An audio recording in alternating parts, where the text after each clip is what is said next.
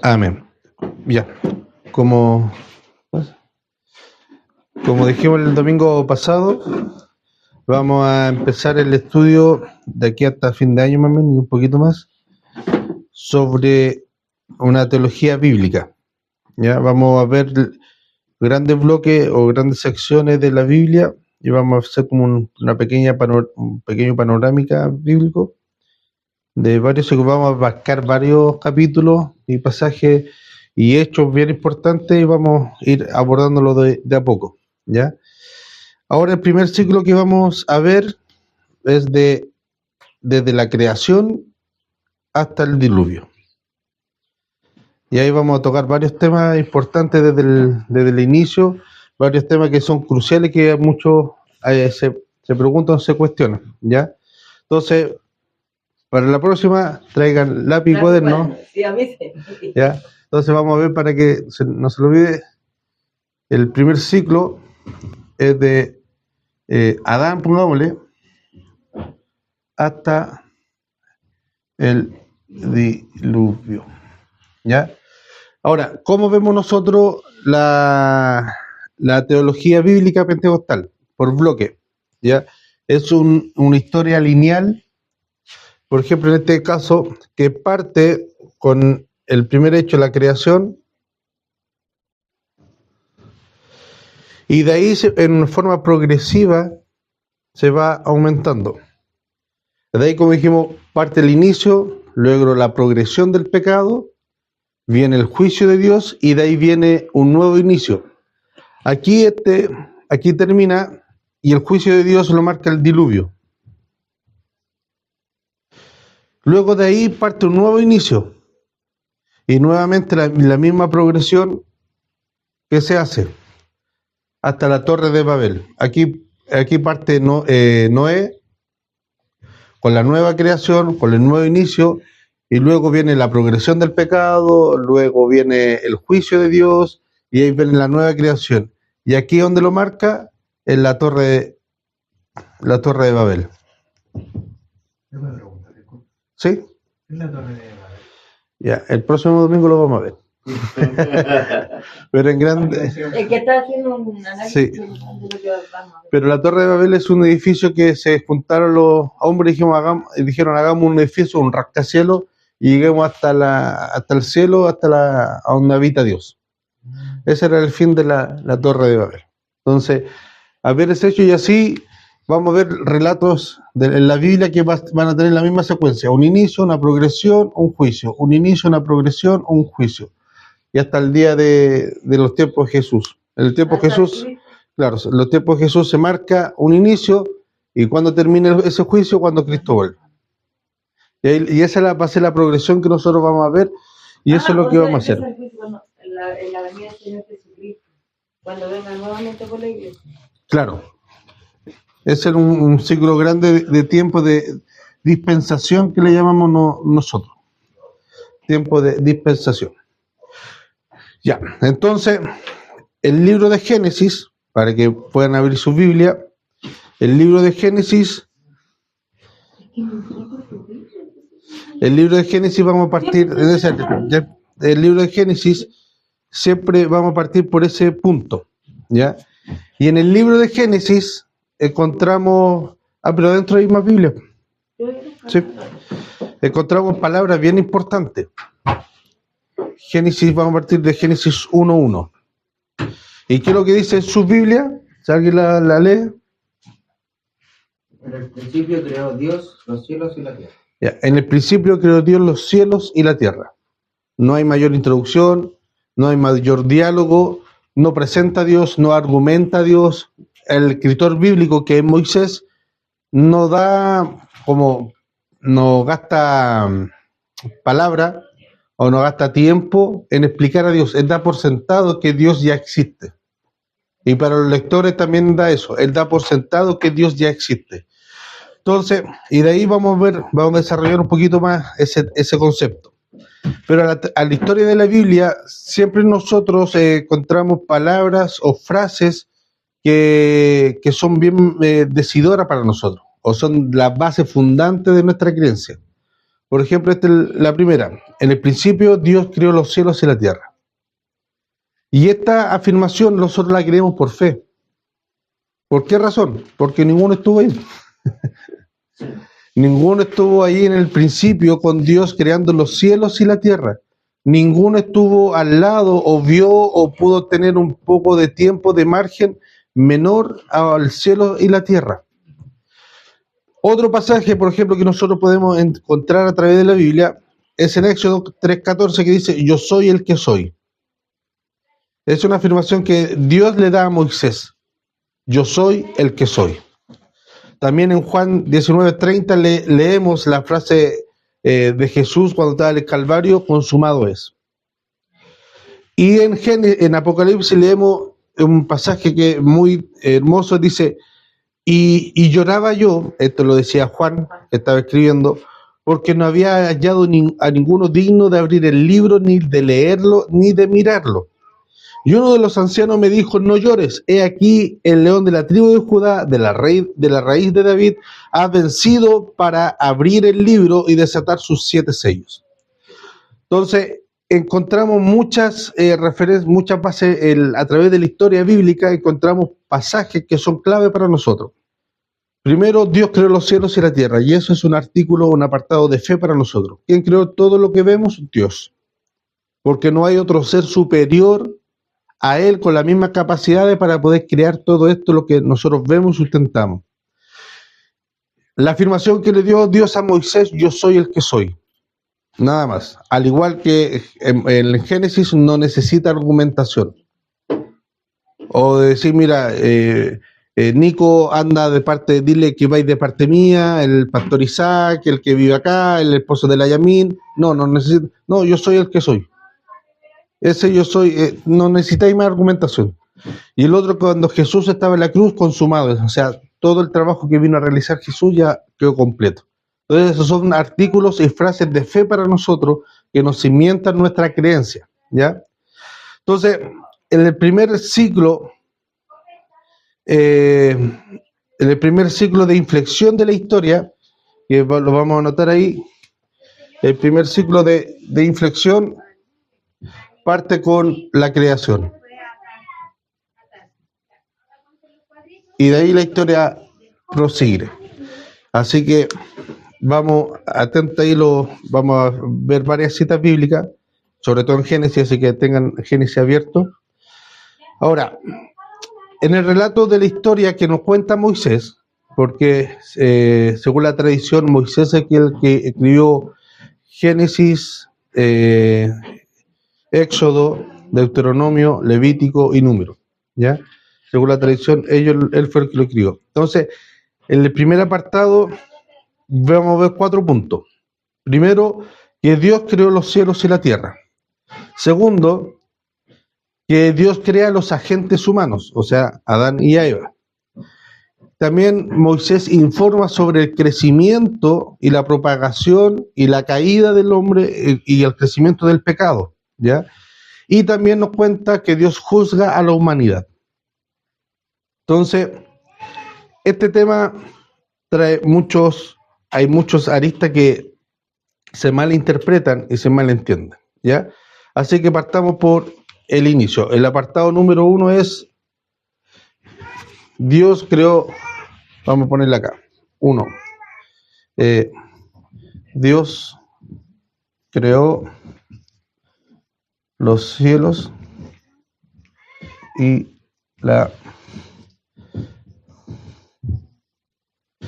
la tierra. Ahora, para muchos, hay que tener en cuenta que en la antigüedad, en la literatura del cercano Oriente Medio, ¿ya?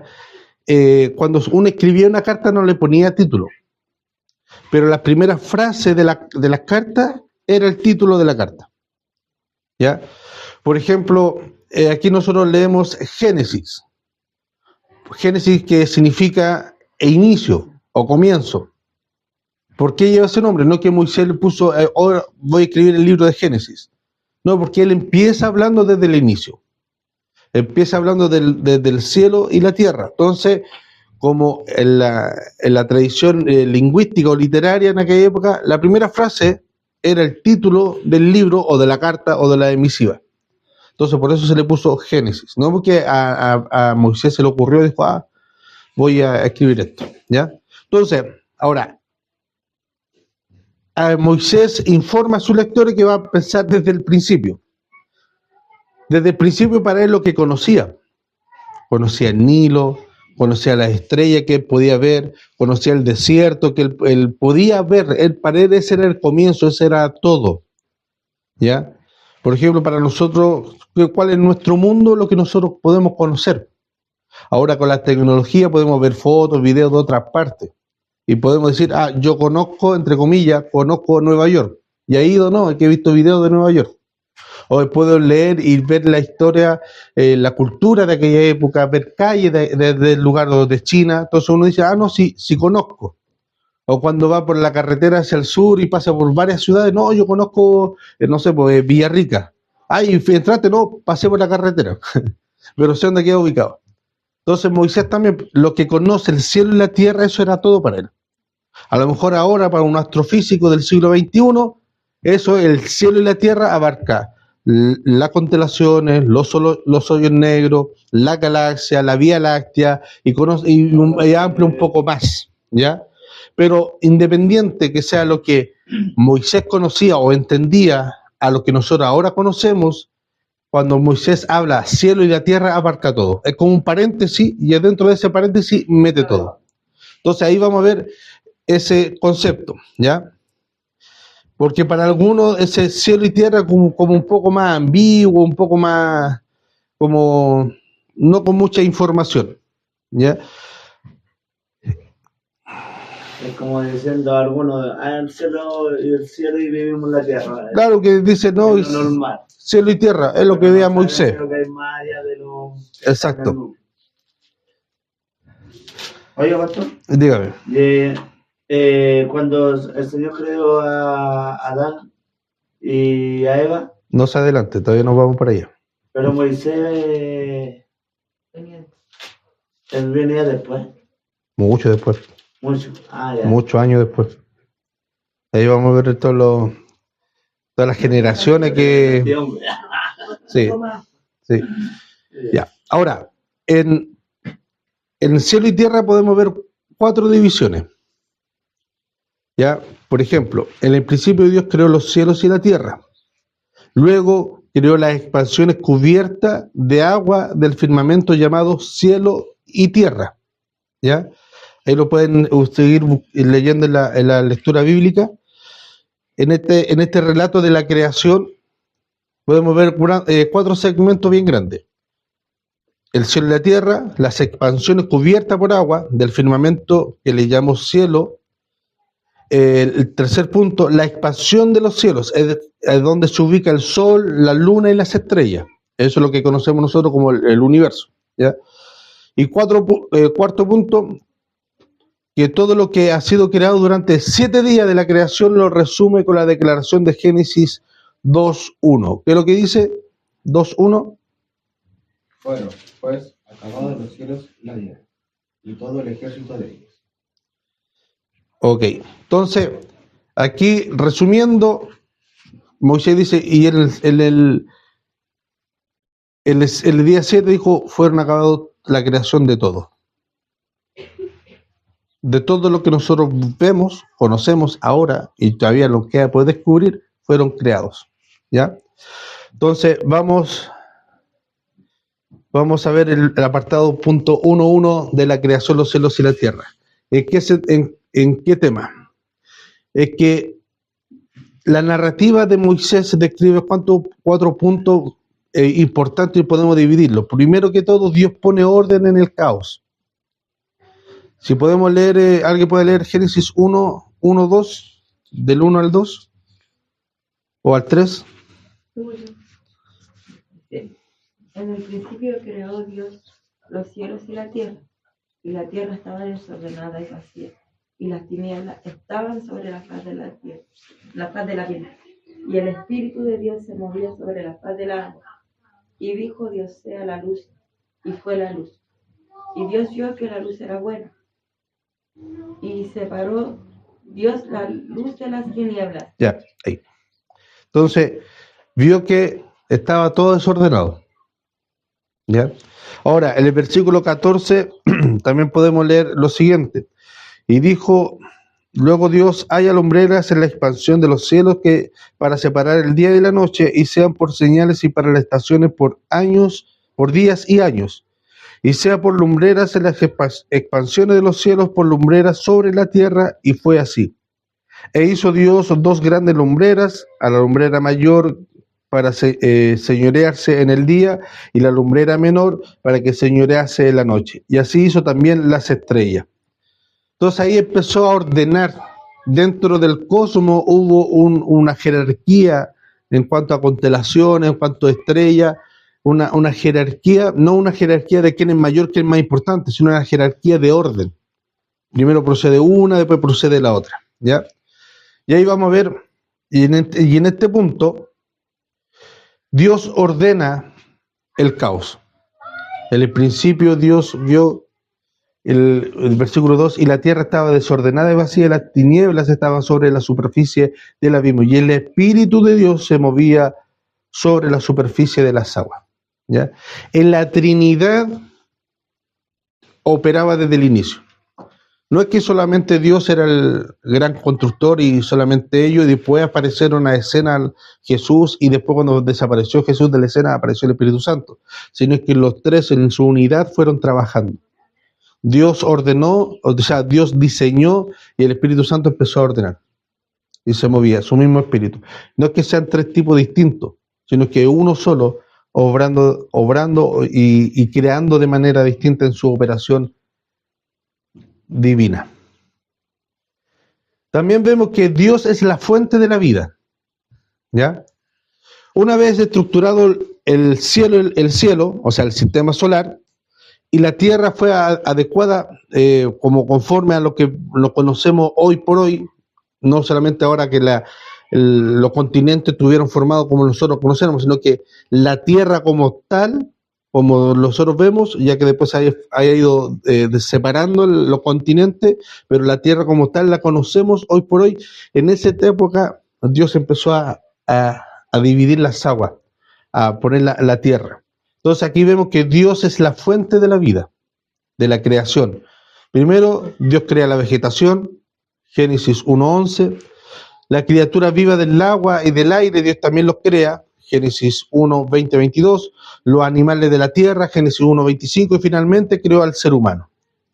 Entonces, toda la creación, toda especie, según lo específico, según sus características, según su flexibilidad, según el requerimiento que necesitaba cada especie, Dios la creó. Según para su hábitat, según para en ese momento, ¿ya? Para como estaba conformada la tierra, Dios creó a los animales para ese momento. Luego los animales, según la separación o según la expansión, se fueron adaptando según el clima, según el ambiente, al igual que el ser humano. El ser humano está acostumbrado, no sé, para un clima, pero por motivos de salud, de trabajo, de lo que sea, se va para otro lado. Por ejemplo, nosotros estamos aquí en Santiago, la capital, y tenemos un estilo de vida más agitreado, más corriendo para todos lados, con tacos, y de repente nos necesitan, no, usted tiene que irse a vivir al sur, a Coyhaique. Allá hay más frío, es más lento, la vida es más tranquila, y cuando uno llega, sobre todo los que están acostumbrados a manejar, llega allá y empieza a tocar la bocina, empieza a adelantar, y después uno ve que no todos están así, pues. Todos más calmados, espera los semáforos, todo se ve más lento, y después uno con el tiempo se va adaptando a esa realidad de esa ciudad, de ese clima. Ya el frío ya no es tan terrible, el calor ya no es, por ejemplo, si se va al norte, el calor ya no es tan terrible, el desierto ya no es tan feo ni tan solitario, sino que uno se va adaptando al clima, ¿ya? Así igualmente, Dios creó los animales, porque es la fuente de vida. Y también Él es la fuente de luz. Aquí hay una argumentación que ocupa mucho, es que dice, si Dios creó la luz, por ejemplo el sol, lo creó como en el día cuarto, quinto, ¿por qué se marca el día 1, día 2, día 3, si el día y la noche fue creado después. Si el sol y la luna fueron creados después, incluso nosotros leemos en el capítulo 14 que Dios creó las grandes lumbreras, la lumbrera mayor y la lumbrera menor. Entonces, ¿por qué los días anteriores se marcan como días si no había día? Ya, lo que pasa es que ahí Dios es la fuente de luz. El sol, que nosotros conocemos por luz, una luz importante, nace de él, se desprende de él. Dios crea lo que él da. Y ahí nosotros vamos a ver algún aspecto. Dios crea lo que él es. Es como cuando dice que cuando estemos con el Señor, Él será nuestra luz. Claro, porque allá nos van, cuando estemos con el Señor, ya no habrá necesidad de día ni de noche. El sol no va, como dice una alabanza, el sol ni la luna nos va a fatigar. Entonces, por ende, allá no va a haber día y noche. Por ende, no vamos a tener la necesidad humana de poder dormir para descansar. No vamos a tener la necesidad tampoco de poder alimentarnos, porque Él va a ser nuestro sustentador. Y así igualmente como va a ser en la Nueva Jerusalén, así en el inicio también es. Entonces podríamos decir que los astros, los cometas, el sol, toda esa fuente de vida tan extraordinaria, que se pareciera que se sustenta por sí solo, pero no lo es. Ya hay estudios que el sol se está consumiendo y toda la estrella se consume en sí misma. Es parte de Dios.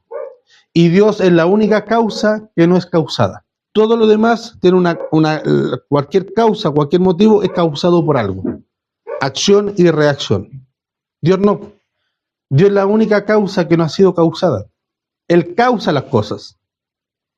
¿Ya? Entonces, el sol y la luna, claro, nacieron o Dios los formó al quinto día, cuarto día, pero anteriormente Dios era la luz que sustentaba todo. ¿Ya? Entonces ahí hay que tener un punto claro cuando diga no, pero ¿por qué no? Que Dios era el que daba esa luz. El sol es un reflejo de lo que Dios es en cuanto a la luz.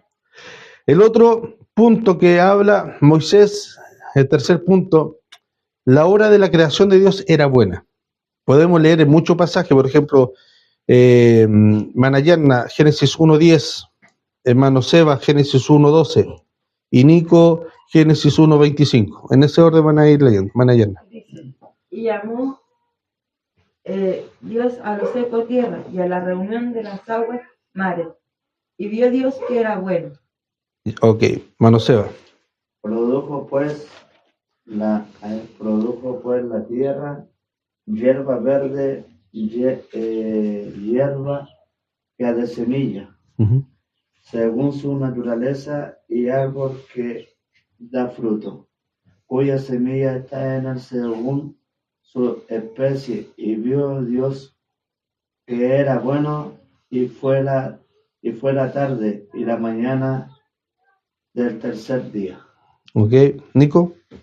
E hizo Dios animales de la tierra según su género, y ganado según su género, y todo animal que se arrastra sobre la tierra según su especie. Y vio Dios que era bueno. Y miren lo que dice el versículo 31. Y vio Dios lo que había hecho, o sea, todo lo que había hecho, y he aquí que era bueno en gran manera.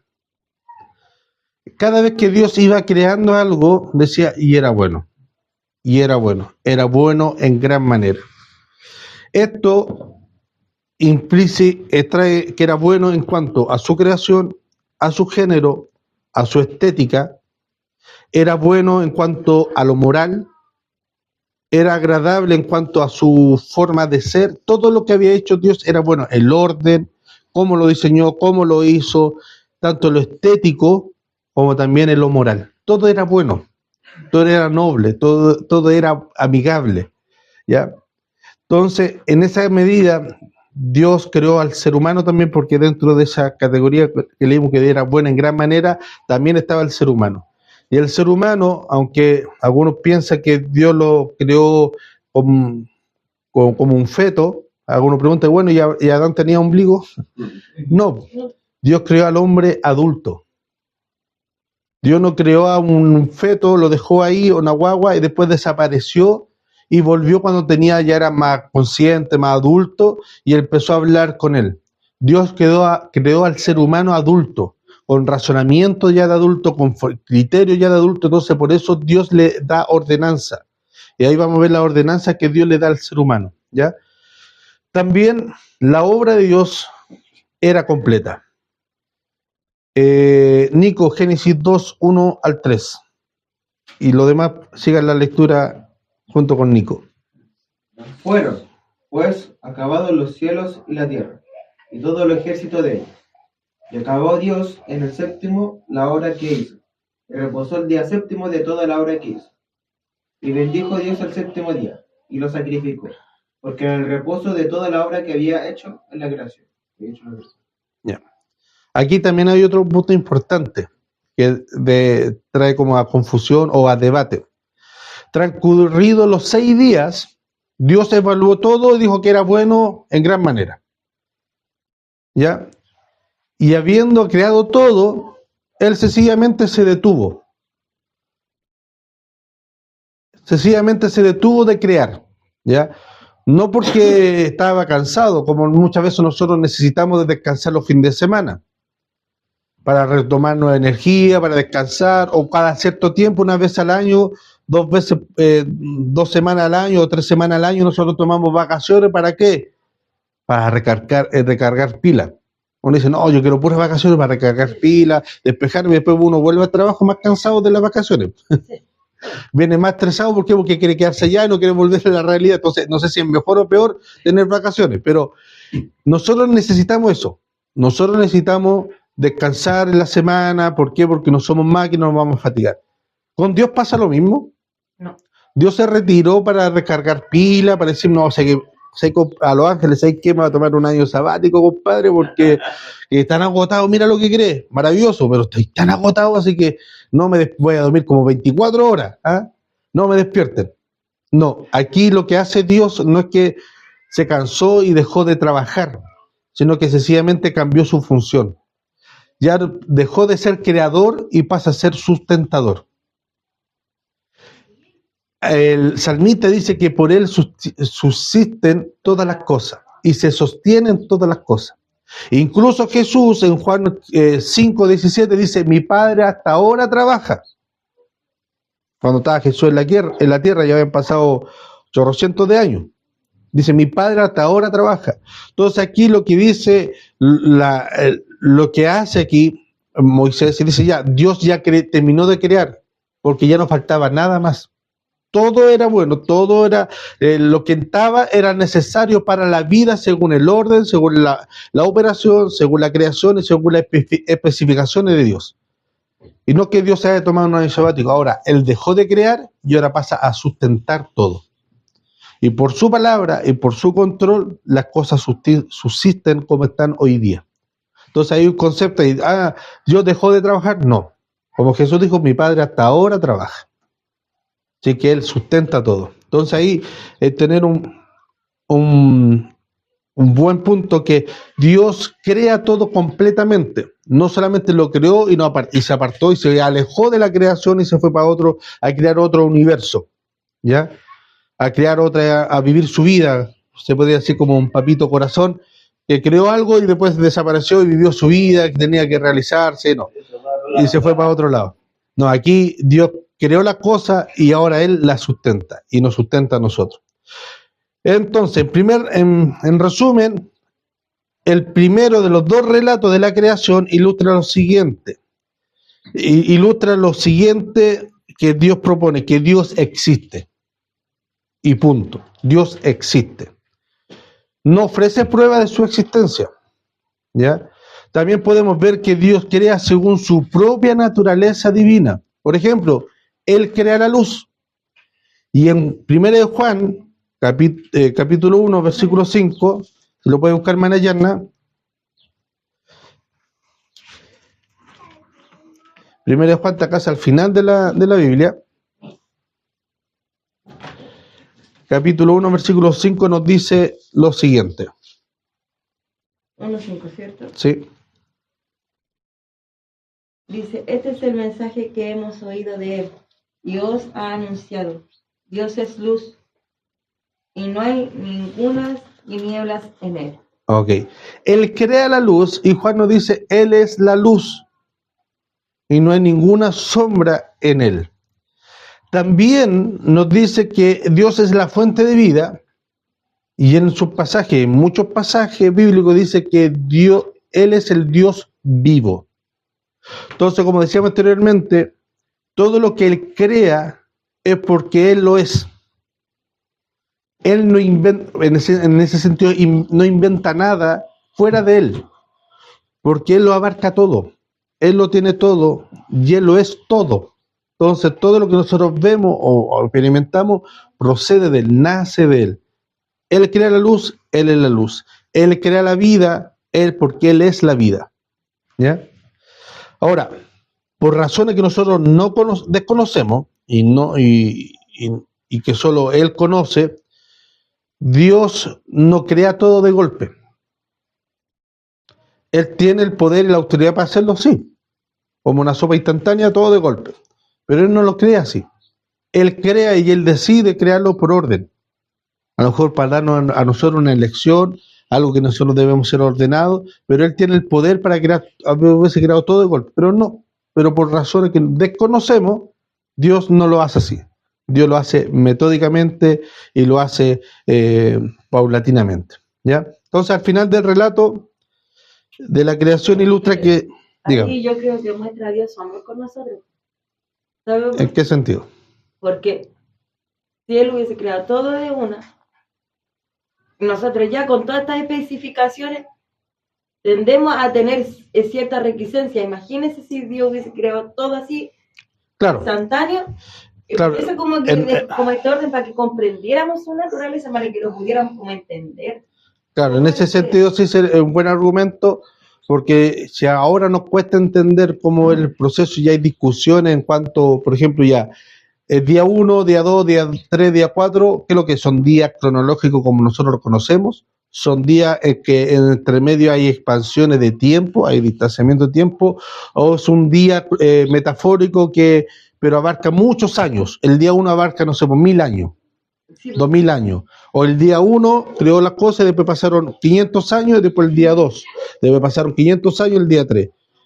O fueron día 1, día 2, día 3, como nosotros conocemos. Entonces, si ahora hay un debate en eso, imagínense si Dios crea todo. Y Moisés dice, y Dios, en el principio Dios creó los cielos y la tierra, día 1 creó todo. Día 2 se acabó la obra.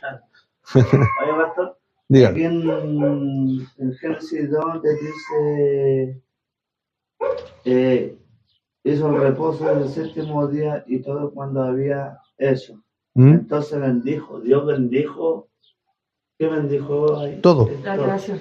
Toda la creación. Dios bendijo el séptimo día y lo santificó. Entonces eso quedó como todo limpio, Todo bueno, todo bueno, todo como inocente. que confirmó. O sea, la expresión santificar, cuando nosotros, a ver, la palabra santificar o santos viene del hebreo que es apartar. Apartar para algo. Por ejemplo, se ocupa mucho, no sé, ya esto con esta plata voy a construir esto, pero con esta plata yo la voy a guardar para fin de año y de vacaciones. En el tema técnico, usted está santificando, o sea, está apartando esa plata para algo específico, ¿ya? Cuando Dios llama al pueblo de Israel, lo aparta de las demás tribus y la hace diferente a las demás tribus, le da ordenanza, le da leyes distintas y la aparta y dice, la santifiqué. No, tranquilo, si los perros son perros. Y la santificó, ¿ya? Lo aparta. ¿Se entiende, no? Eso es santificar, apartarnos. Cuando Dios nos llama, nos redime, nos saca del mundo, nos aparta, y ahí, por eso decimos, nos santifica, porque nos sacó del mundo a esta nueva vida, ¿ya? En esa expresión, Dios santificó ese día, ¿por qué? Porque todo lo que... Ahora me faltó esa parte. Cuando nos santifica, nos cambia nuestra mentalidad y nuestra moralidad o nuestra conciencia pasa a ser regenerada. Y ahora podemos distinguir entre lo bueno y lo malo, realmente. ¿Ya? En ese entonces, Él lo santificó porque todo, tanto su creación y lo moral, era bueno. el ser humano era bueno, era noble, incluso ahí lo vamos a ver, pero por ejemplo, cuando ellos pecaron, se escondieron. ¿Por qué se escondieron? Porque vieron su desnudo. ¿Y antes qué pasaba? No había- No había concepto de desnudez o de maldad dentro de ellos. ¿Ya? Entonces, por eso ahí cuando lo santificó era bueno. La tierra era buena. Ahí nosotros después vamos a ver que sufrió juicio de Y Dios. ahí podemos ver como cuando somos niños, que como el cuerpo no tiene, andan así como de moda, que no tiene significancia para ellos. Ellos no tienen maldad. Claro. Los niños cuando dicen, oh, mira lo que tiene, y nosotros los adultos decimos, no, eso no te toqué ahí, no le toqué ahí. Y los niños, claro, pero los niños no, pues, porque todo es novedad, todo es noble para ellos. Después más adelante con la cultura, el tiempo y todo, se va viendo, y nosotros cuando decimos, no, ellos ya le interiorizan algo malo ahí. Entonces, ¿por qué? Porque en la creación fue noble. Y cuando vio, dijo, todo esto es bueno, en gran manera. No solamente que era bueno para producir, no que solamente era bueno por delicioso, no porque era agradable, sino que toda su esencia, toda su integridad era bueno, era noble. No había vergüenza, no había miedo, no había traición, no había mala mirada. Por eso se escondieron y se tapó a Adán y Eva, porque pecaron, cayeron de la gracia, cayeron de la santidad de Dios. ¿No se entiende? Ya. Ahora viene un tema bien importante que nos convoca a nosotros, porque aquí vamos a hablar de la creación de nosotros. Por eso es bien importante. Entonces, ahora hay que hacer dos apartados aquí. En Génesis encontramos dos relatos de la creación. Hay dos relatos distintos de la creación. Génesis 1, del versículo 1 al versículo...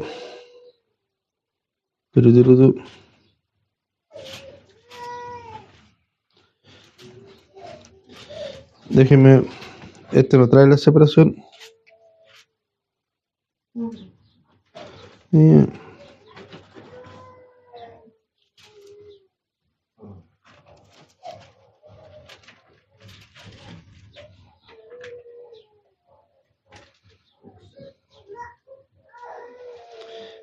Al capítulo 2.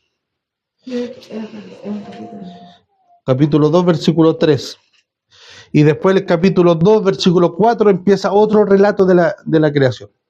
¿Ya? Con énfasis distinto. Por ejemplo, el 1 encontramos los días 1, 2, 3. El relato 2, el énfasis en la creación del hombre.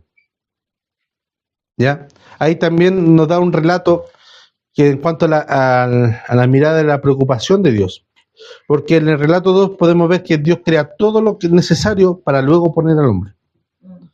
No es como cuando nosotros estamos haciendo una remodelación en la casa, estamos creando algo, una habitación nueva, corremos todo para acá, construimos, después corremos todo para allá, o no le dijo, se creó al hombre, ahí al hombre, Adán, corre un poquito para allá porque voy a poner las plantas, y ahora ándate para las plantas para que no moleste y voy a crear los animales.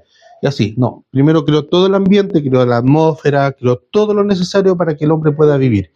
Y ahí creó al ser humano. Entonces, en el primer relato de la creación, Dios creó un entorno adecuado donde pueda subsistir no solamente el ser humano, sino que también todas las especies.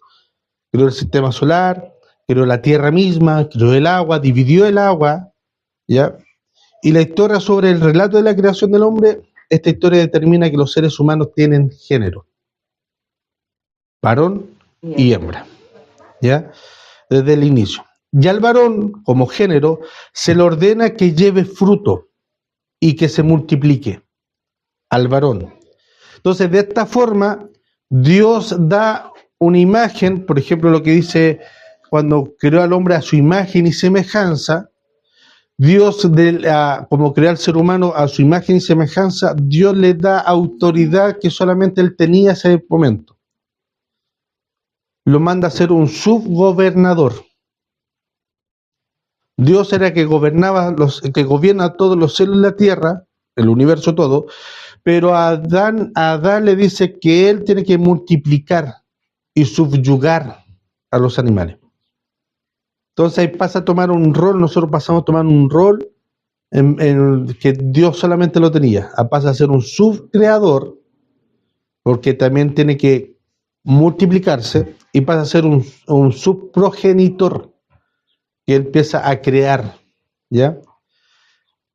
Además, ¿por qué razón? Porque nosotros fuimos creados a imagen y semejanza. Más adelante vamos a ver qué es lo que concierne a toda esa cabalidad de esa imagen y semejanza, no que nosotros seamos semidioses o dioses junior, ¿ya? Sino que tenemos cualidades que ninguna otra creación tiene.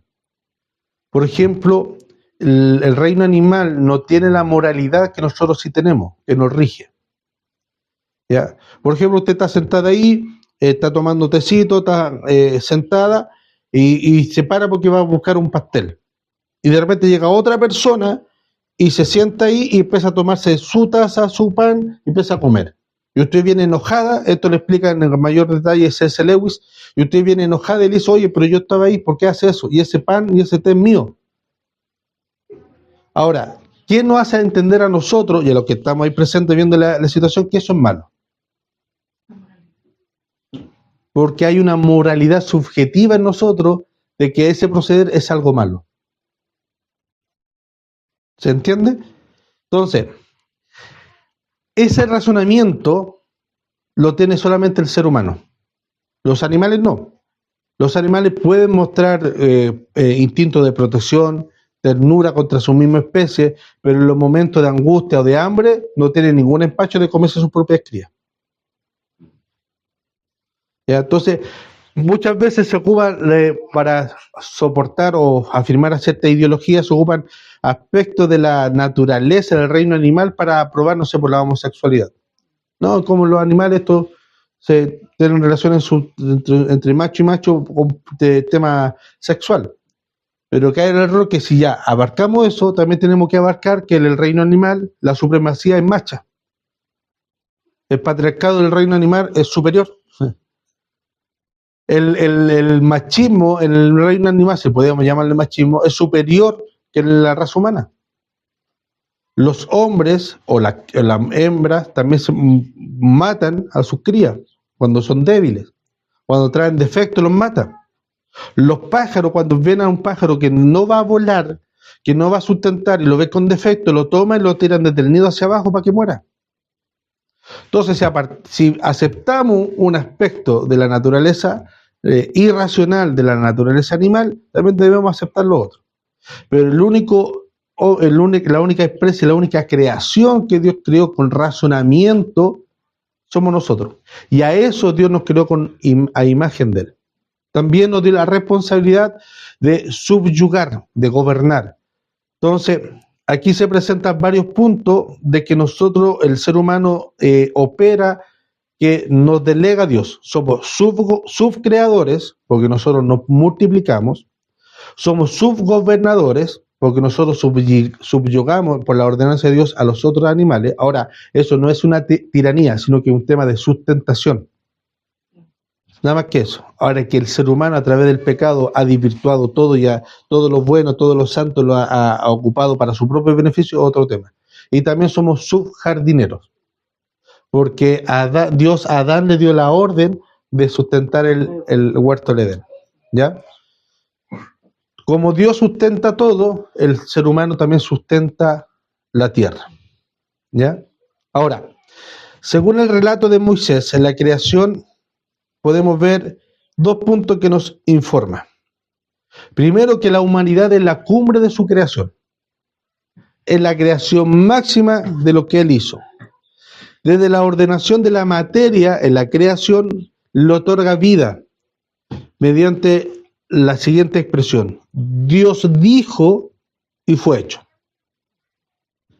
Por ejemplo, ahí lo podemos leer para que vayamos a Génesis 1, versículo 3. Que alguien lo lea rápidamente. Y dijo Dios, sea la luz, y fue la luz. Listo. Pero cuando llegamos en Manayana a Génesis 2.7, ¿qué es lo que dice? Génesis 2 dice: Entonces Jehová Dios formó al hombre del polvo de la tierra y sopló en su nariz aliento de vida. Ya. Y fue el hombre un ser viviente.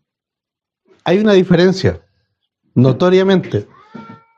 Dijo Dios, sea la luz, y la luz fue, y era. Nada más.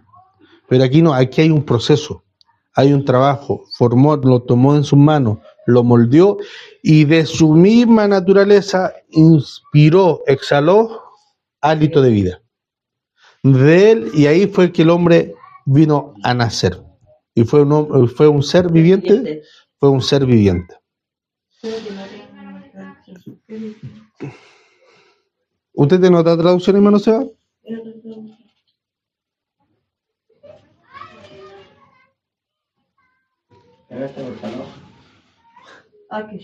Está cortada la hoja ahí.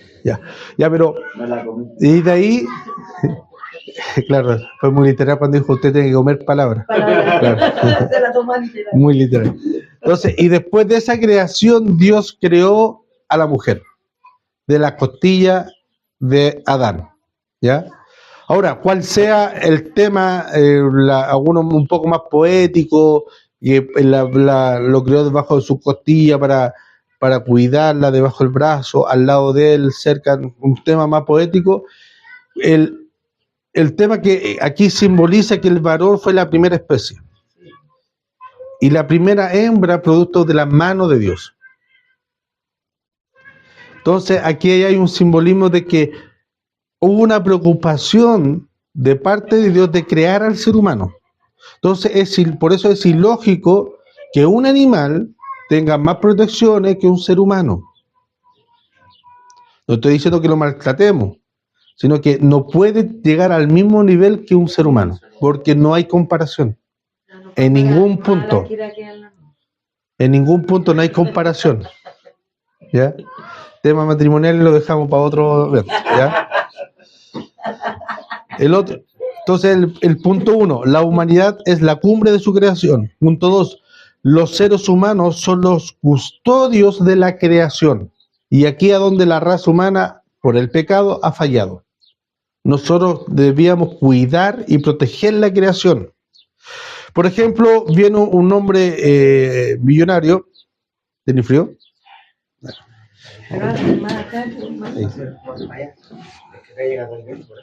Se nota el lado, hermano.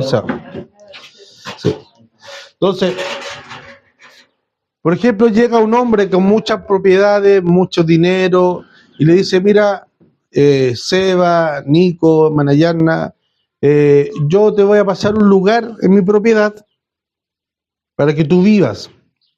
No vas a gastar cuánto gastes luz, agua, yo corro por cuenta. En la alimentación, yo te voy a dar la alimentación para el mes. Y aparte te voy a pagar un sueldo. Te voy a pasar una casa, vas a vivir tranquilamente, pero tú me tienes que cuidar el jardín, me tienes que cuidar todo esto.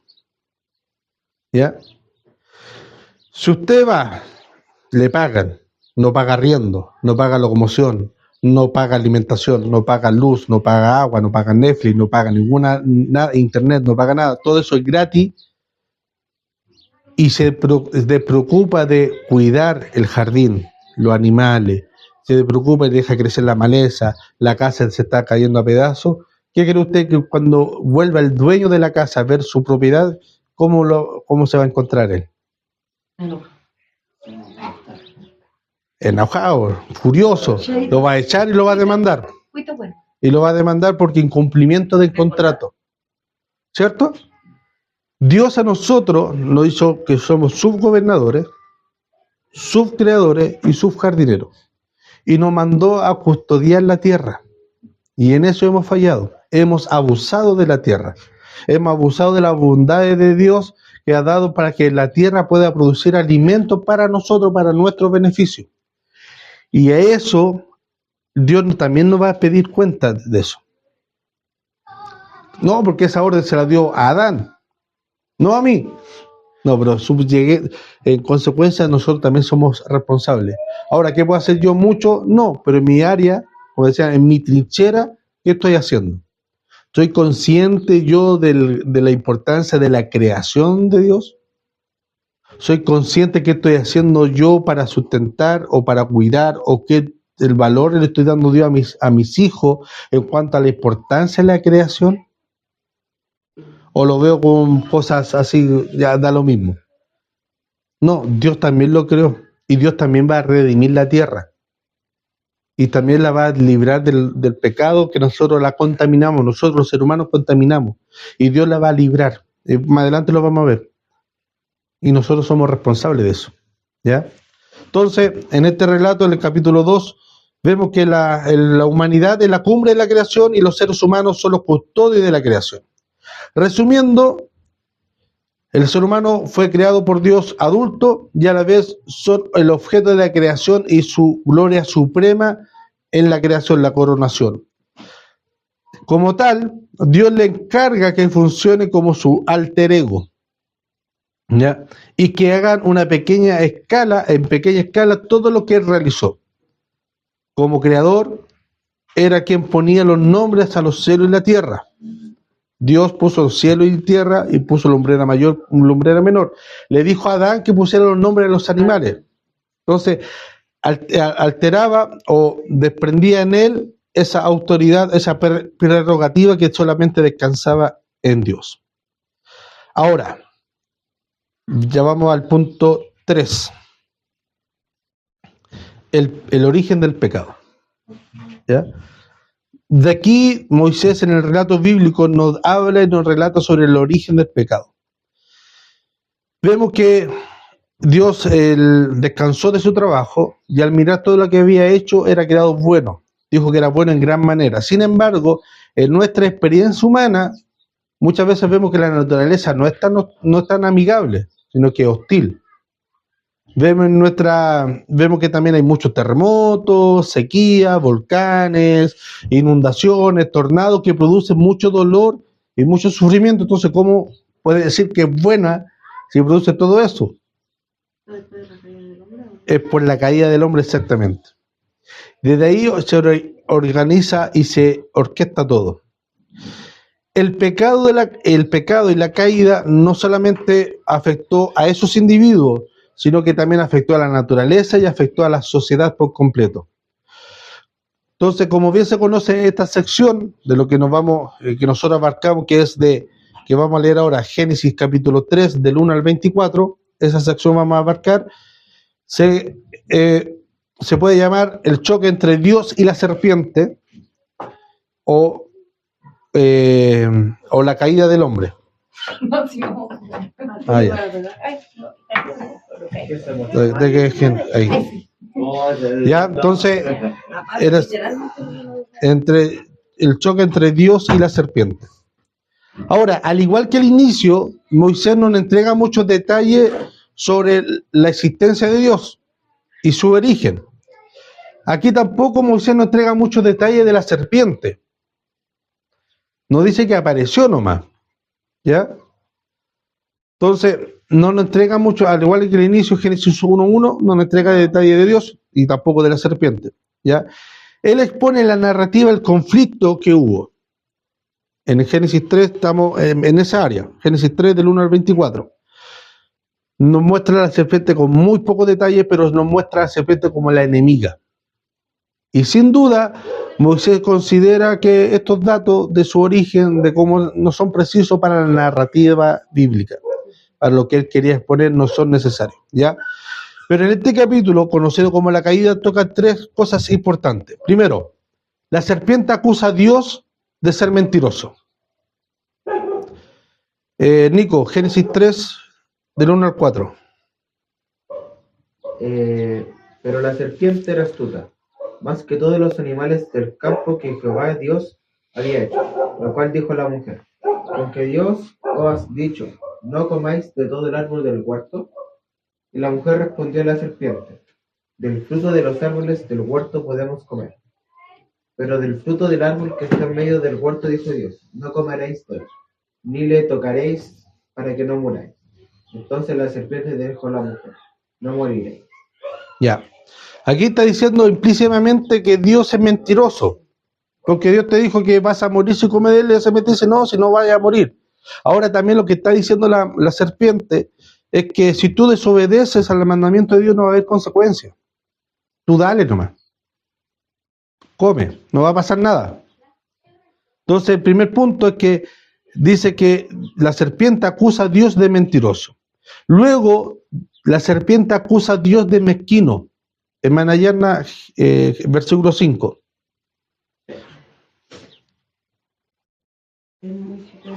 Los versículos ahí.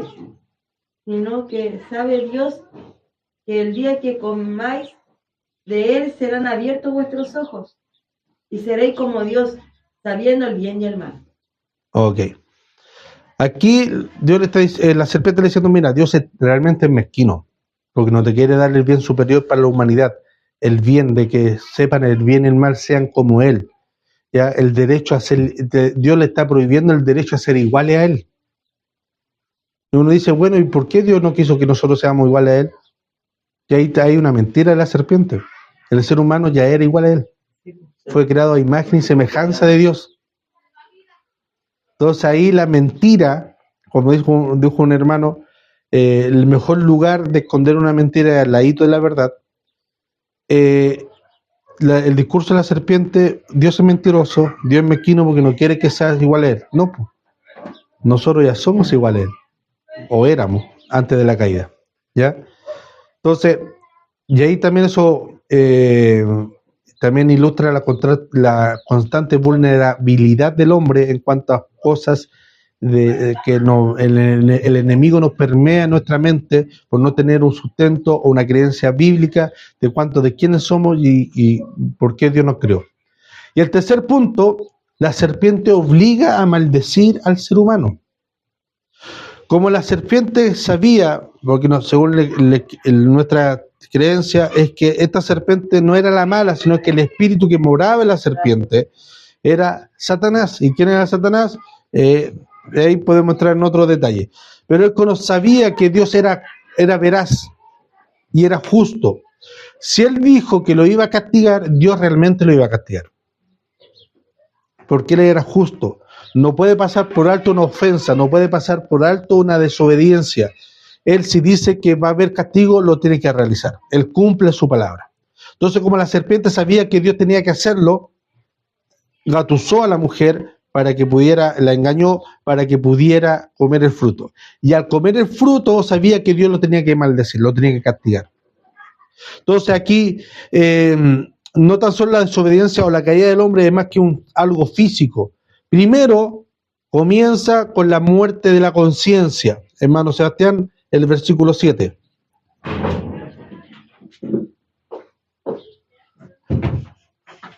Entonces fueron, así. Sí, el versículo 7. Entonces fueron abiertos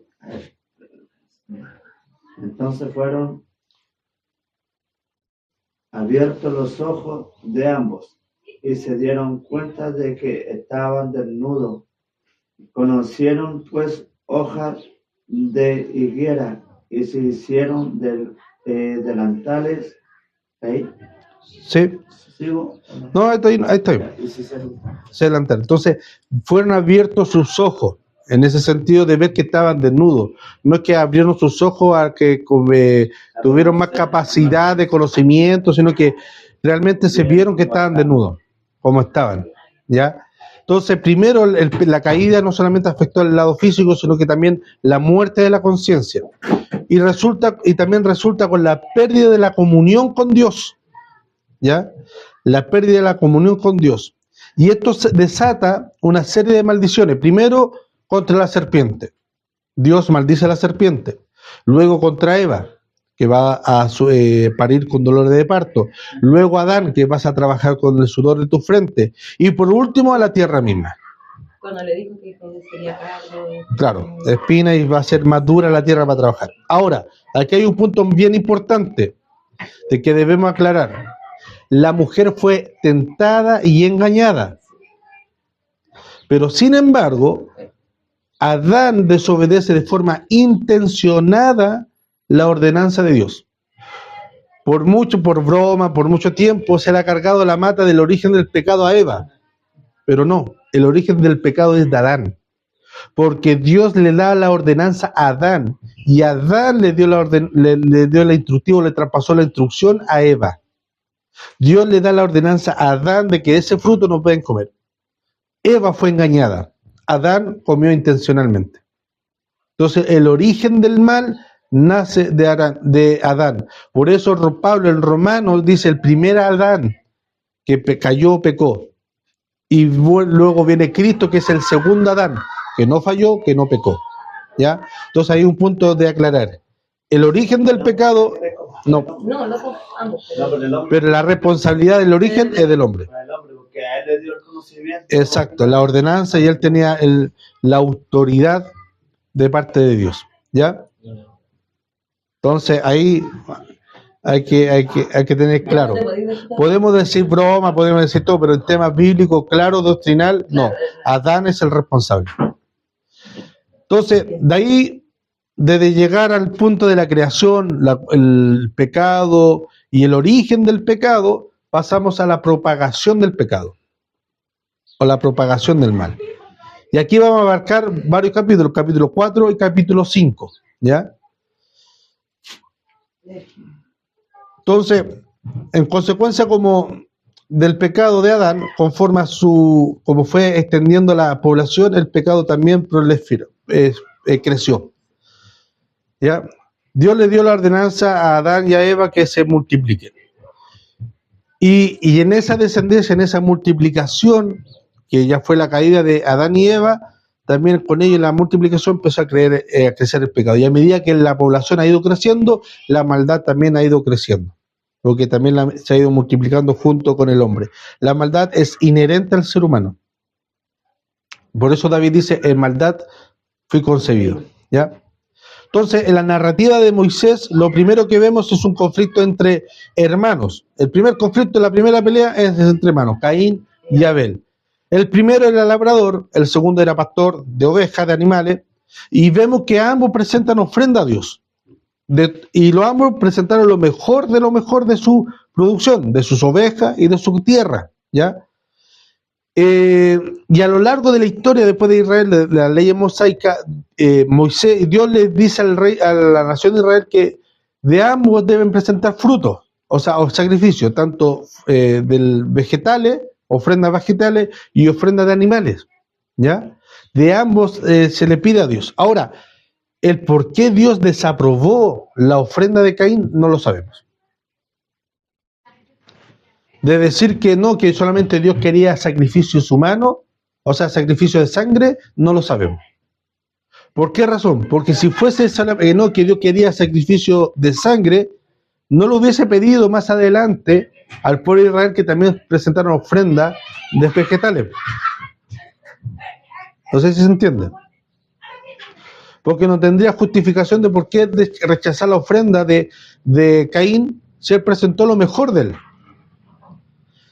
Entonces, aquí lo más cercano es que Dios vio la actitud del corazón. Y eso a través de la Biblia sí lo vemos. Vemos que Dios le rechaza, aunque sea una buena ofrenda, aunque sea una buena dádiva, pero Dios rechaza eso generoso en cuanto físico por la actitud del corazón. Y eso sí lo vemos a través de la Biblia. Por ejemplo, cuando Jesús estaba en el templo y están todos dando el diezmo y ofrenda, y va una viuda y da lo único que tenía. Y va otro que da una millonada y dice, ¿ya quién dio más? La viuda. Por la actitud del corazón. Porque dio lo que no tenía. Exacto. La actitud porque dio y dio con alegría. Entonces, lo más probable es que Dios rechazó la ofrenda de Caín por eso. Por la actitud del corazón. No porque presentó vegetales. Y no porque presentó lo peor. Sino por la actitud del corazón. Si Abel hubiese presentado los sacrificios de ofrenda de sus corderos, de sus animales, pero con la actitud que presentó Caín, Dios también hubiese rechazado la ofrenda de sangre que presentó Abel, ¿ya? Ahora, el asesinato de Abel tiene resultados inmediatos. El resultado de la muerte de Abel es que la tierra misma se ha contaminado con la sangre. Esto da a entender que no solo la humanidad debe ser redimida, sino también la tierra.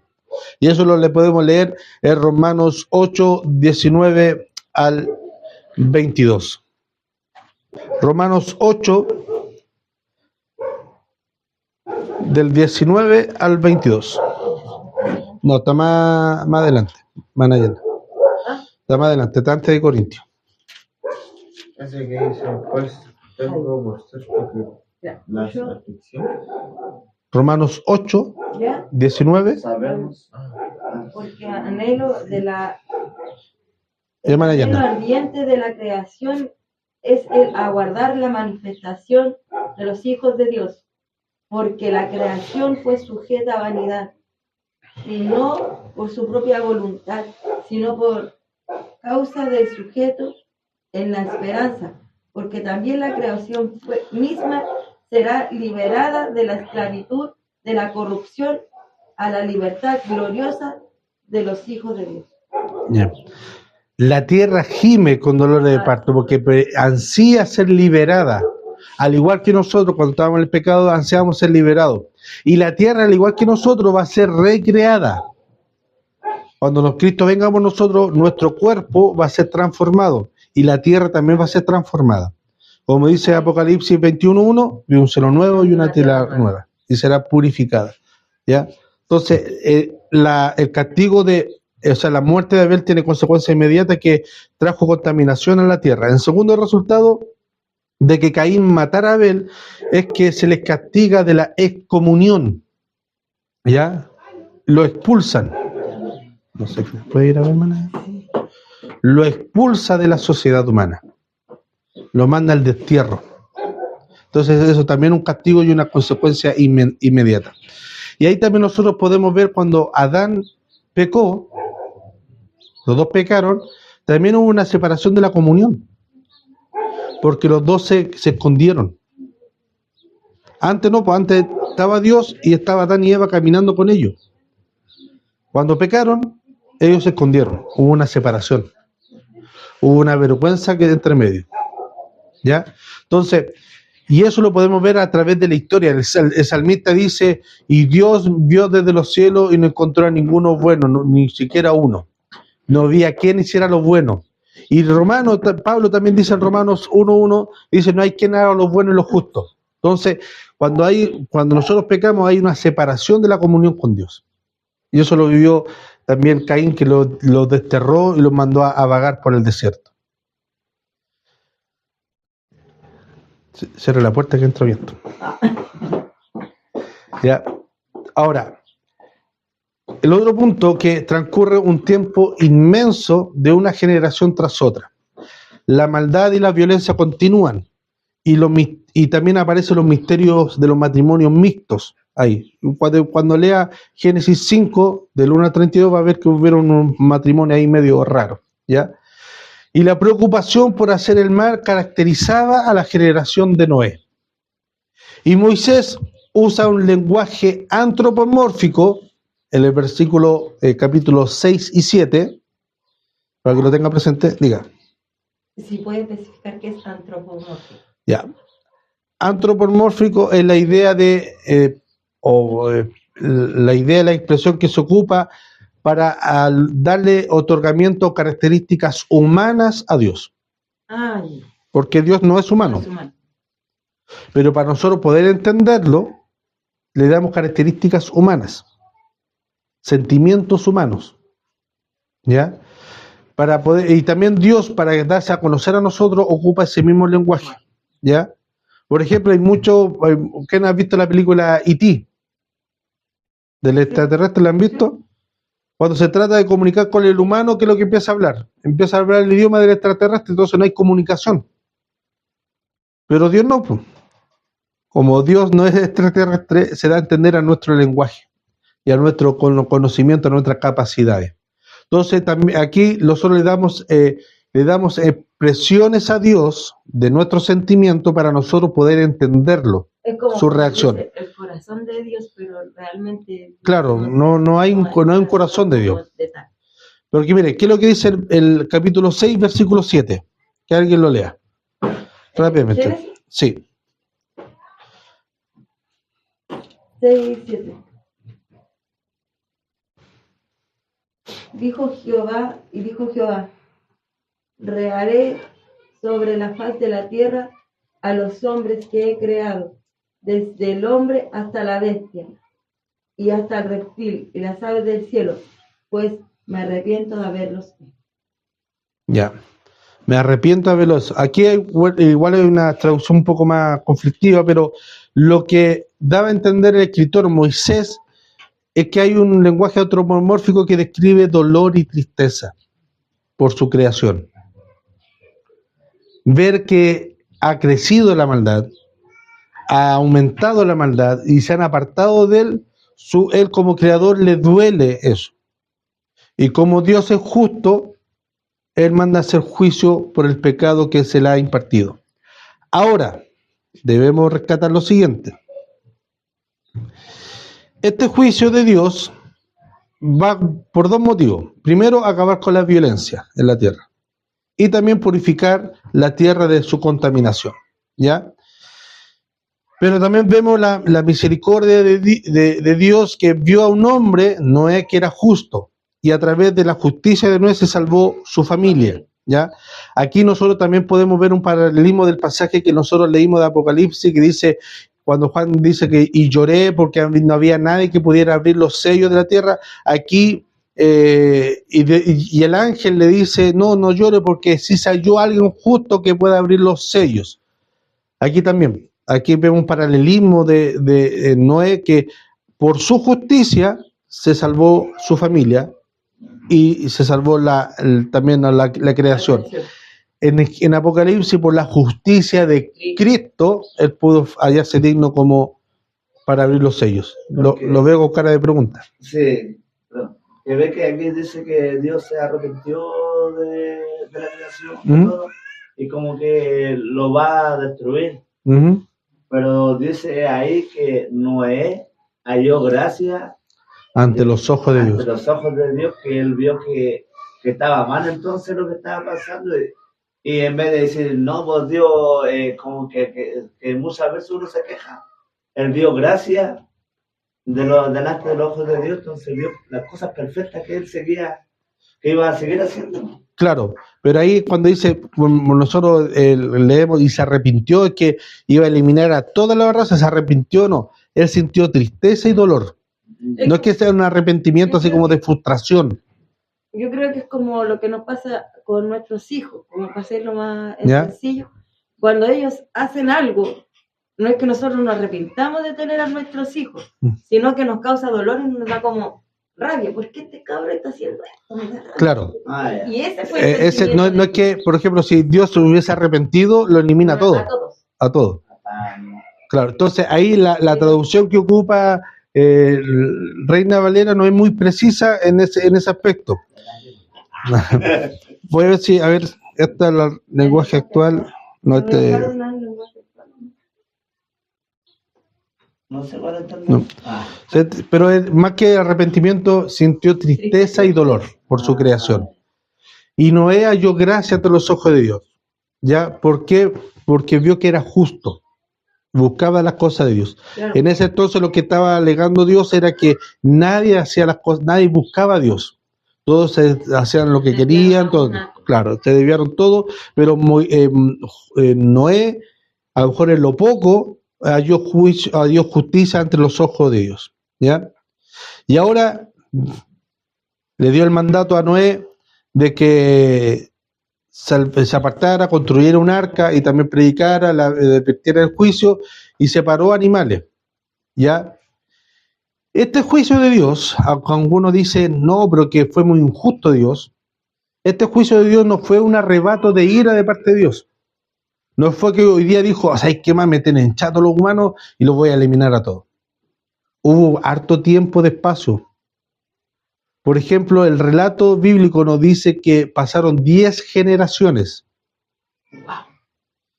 10 generaciones. Ahora, calculando nosotros cuánto dura una generación el tiempo ahora, entre 20 a 30 años. La media, 25. Si calculamos, multiplicamos los 25 por las 10 generaciones, nos da 250 años. Eso es harto tiempo. Pero aquí hay un dato bíblico que en esa época vivían mucho. Tenemos el dato de Matusalén, que vivió 969 años. ¿Ya? Entonces, haciendo una conversión, por ejemplo, una persona vive entre 80 y 90 años, ¿cierto? Sí. Y una generación dura entre 20 y 30 años. O sea, lo que vive un ser humano hoy por hoy, el 30% es la generación. Entonces, si tomamos ese 30%, lo calculamos con lo que vivían antes, entre 800 y 900 años, eso nos da un total de 2.400 años. 2.400 años que Dios Esperó. Entonces, claro, nosotros vamos leyendo el pasaje bíblico y vemos que de un versículo a otro, Dios se arrepintió, Dios juzgó y Dios condenó. Inmediato. Pero ahí el paso de tiempo de que cuando Dios vio que era malo, pasaron 2.400 años cuando mandó el diluvio. Hubo tiempo de sobra para que el hombre se arrepintiera. Y aún así dice que esperó 2.400 años y aún así el único justo hallado fue Noé. ¿Ya? En contraste, la Biblia... Es la justicia de Dios porque castigó a los pecadores, no castigó a este que estaba justo, castigó a los que no... Claro, tomaban. pero ahora ahí también castigó a la creación, la que no tuvo consecuencias. Entonces, pero sí, en su justicia y en su santidad, Dios obró en esa obra. Ahora, si Dios hubiese decidido eliminar a toda la raza humana, también sigue siendo justo y santo, ¿ya? En ese pecado, en esa caída, podemos ver que Dios hizo un retroceso en todo lo que había creado.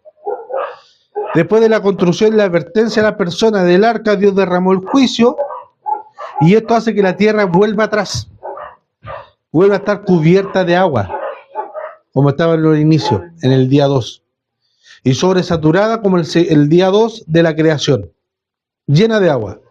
Y revierte el proceso del tercer día que nos habla, que dice que Dios hizo aparecer la tierra seca en el tercer día.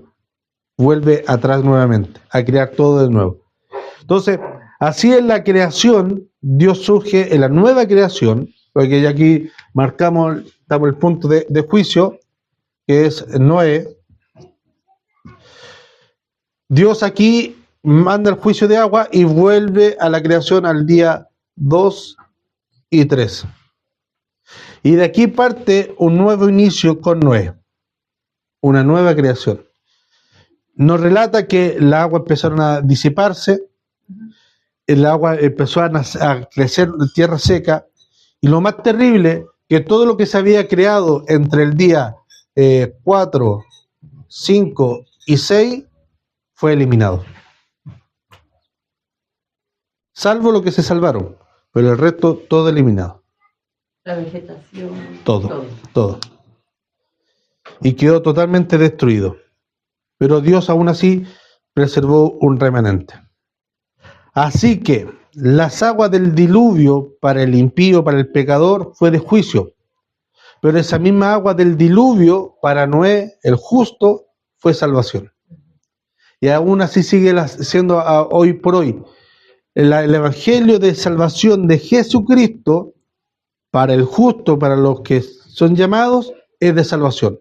Pero esa misma cruz, ese mismo evangelio es condenación para aquel que lo cree. Juan 3:16, porque de tal manera amó Dios al mundo que ha dado vida eterna a todo aquel que en él cree.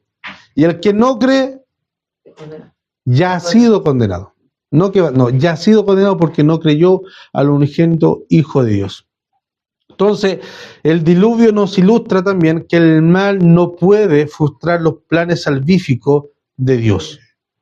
Siempre van a prevalecer, aunque Satanás y el enemigo lo quiera distorsionar. Y ahí llegamos al término del primer ciclo, que es de la creación hasta Noé. Y la próxima clase, el próximo domingo, vamos a ver de Noé hasta la Torre de Babel.